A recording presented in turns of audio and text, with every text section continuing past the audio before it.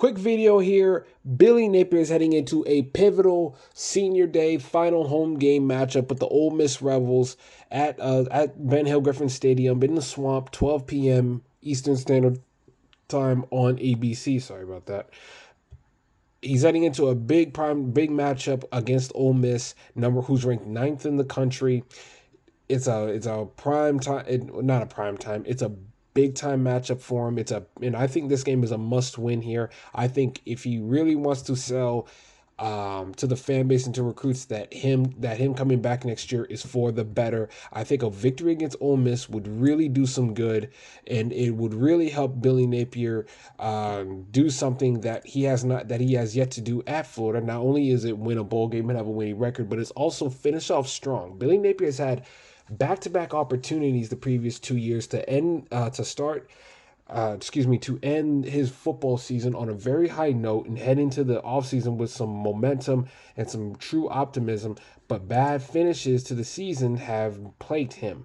His first year in at Florida, he comes off getting blown out by Georgia, but he gets two nice wins here on the road at Texas A&M when Florida was at a pivotal point in their season. They were 4-4 heading into this game. He wins on the road at Texas A&M to become 5-4, and then he blows out South Carolina, which was a revenge game for Florida because South Carolina had blown out Florida the previous year, 38-6. So now you head into the final two games of the regular season at Vanderbilt and at Florida State that year. And it was Florida 6-4, riding a 2-game win streak. They're playing high, and they come up with disappointing a disappointing performance on the road at Vanderbilt, losing 31-24. And I think that to me is one of the top 5 worst losses during his tenure. And this was the game to me where I started questioning Billy Napier as a coach. It was like, how can you not win on the road at Vandy? Plenty of coaches have been in year one at the SEC, and they didn't lose to Vandy on the road, but you did. So and then the following Friday, because this was on Black Friday, the Friday before rivalry Saturday, you're on the road at Florida State, who was, I believe they were number 16th in the country during that time. But they were 8-3. They were having an improved year off of what they had been going through the previous 4 years, and you're on the road, and even though you had some receivers out in that game, you're up at halftime 24-21 due to the run game and some big deep down the field passes by Anthony Richardson to Ricky Pearsall. So you're leading Florida State 24-21. But you come out in the third quarter, your play calling was bad. You allow FSU to outscore you 17-0 in the third quarter, and then you start mounting a comeback of your own against Florida State, outscoring them 14-7 in the fourth quarter. But it was too little, too late, and you finish the season at 6-6 when you had an opportunity to possibly go 8-4 because there's no excuse to lose on the road at Vanderbilt, and you had a chance to pull off a big upset against Florida State. And then you were finished off with getting blown out by Oregon State. I know Florida had a lot of players out in that game, but I didn't expect Florida to beat Oregon State. But I certainly expected a better performance than 30-3. Like, at least lose the game 30-13 or something like that, but not 30-3. It was just sad. The following year, you start with a rocky performance and a bad showing on the road at Utah, but then you at some point you head into your bye week 5-2. You coming off a big win on the road at South Carolina, and then you have your following 5 games in which you lost every single one of these games afterwards to go from 5-2 to 5-7 and missing a bowl game. I didn't expect you to beat Georgia, but then you had a game against Arkansas, and to me, this was the game where I was just flat out done with Billy Napier when he lost in overtime to Arkansas in a game in which the defense started out where things started off a little bleak, 14-0, but then the team was battling back, and they actually took the lead in the third quarter, and they took the lead in the fourth quarter twice, and then because you had a player being in charge of the special teams mayday call where all the football offensive players come off the field and the special teams unit comes onto the field to kick the game-winning field goal. You just, man.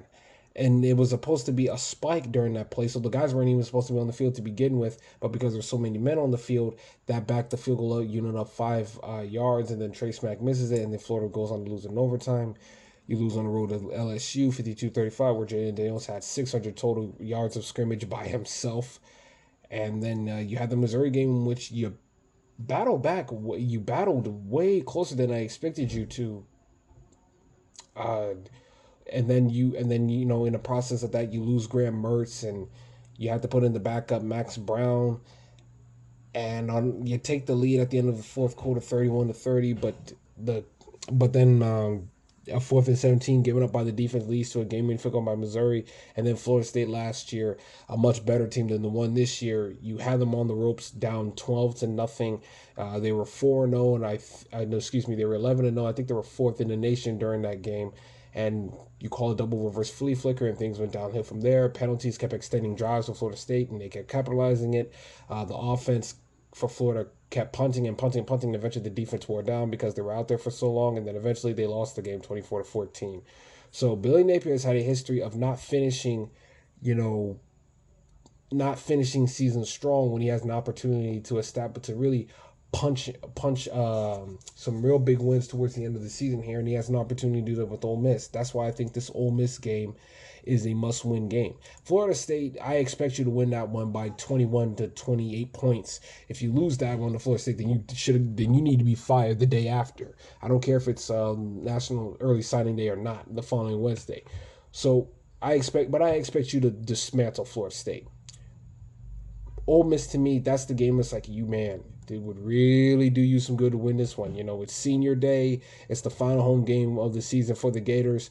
And the fact that you're at this spot at 5-5 when you were expected to only win 4, maybe 4.5 games this year, and you have a couple of games left, that's pretty good. I think that's pretty good. And that Tennessee loss really hurts you, because if you would have not made the mistakes you made and sealed the deal on the road there when you had plenty of chances to do so in that first half, you would be 6-4 right now, and in bowl eligibility wouldn't even be up for question. Now you're just trying to win to get that first winning record. You would be at 6-4 right now. You would already have bowl eligibility wrapped up. Now you just need to win one of these final 2 games, and then you got yourself a winning record. But oh well, this is where you're at now. Ole Miss is a team that is gearing for a college, that's trying to play for everything, like LSU last week. LSU was on their last leg for a playoff berth. Ole Miss knows that they can't afford to lose on the road to Florida, because then they're probably out of the playoff hunting, because they've already lost to Kentucky and they lost to LSU. Both of those teams are not really good, so that's going to be a bad look for Ole Miss to try to qualify themselves as a playoff caliber team. If you lose on the road at Florida, that might knock them out of that 12-team playoff, because right now they're at number 9. I can imagine a loss to Florida knocks them out of it. So, and when you look at all the teams that are still vying for a playoff spot in the SEC alone, Tennessee is still vying, Georgia, Texas, all those teams are still in it for Texas A&M is still up for a potential playoff spot, because they only have one SEC loss. So for Ole Miss, it's a must-win game for them to go on the road and take care of business against Florida. The pass rush for Ole Miss is going to be insane. You saw the way they performed against Georgia. They were able to make Carson Beck uncomfortable. They stifled the run game for Georgia, and they dominated Georgia from pillar to post. Now, the question is, can their secondary match up with the pass rush, and can Florida take advantage of the inefficiencies that Ole Miss has in their secondary? Can the offensive line hold up against that pass rush led by Princely Uman Mielen, a former Florida transfer? So he's going to want to show out in front of the Gators and show that what they should have been doing with him. So he wants revenge. And, you have DJ Lyra, who's still recovering from that hamstring injury. You don't want a one-legged quarterback that gets a good pass rush like this with Ole Miss. So you got to make sure you're max protecting with your tight ends and running backs. Your offensive line holds up very nicely, which they've played better than they did last year. Shout out to Rob Sale. And for Florida on defensively, Ole Miss, they're going to put up a lot of points. Jackson Dart is one of the best quarterbacks in the nation, one of the best quarterbacks in the SEC. They're going to have some crazy designs ready. They have running backs and receivers that can hurt you. Running backs that can hurt you in the run game and the passing game as receiving backs out of the backfield. They have receivers that make plays down the field, and they block very well. And Lane Kiffin is a offensive genius. I'm still not sure about him as a coach, but he's as a head coach. But I still think he's a great offensive mind, and they're going to be coming in there trying to punch in that playoff victory and compete for a national championship. And provided things go their way, they may still be able to compete for the SEC title, because I think they're in the third spot right now because they only have two conference losses, and everybody but Texas A&M is at 2 losses or more in this conference. So Ole Miss is going to go in there, try to win, try to not only win the game at Florida, but also win beyond that. In Florida, they're trying to win this game to end this season on the right note, to end it with a winning record and head into their in-state rivals, the Florida State Seminoles, with two big back-to-back wins, LSU and Ole Miss, to motivate them and to carry them into that rivalry Saturday matchup. That game's going to be on 7 o'clock or 7:30 on ESPN2.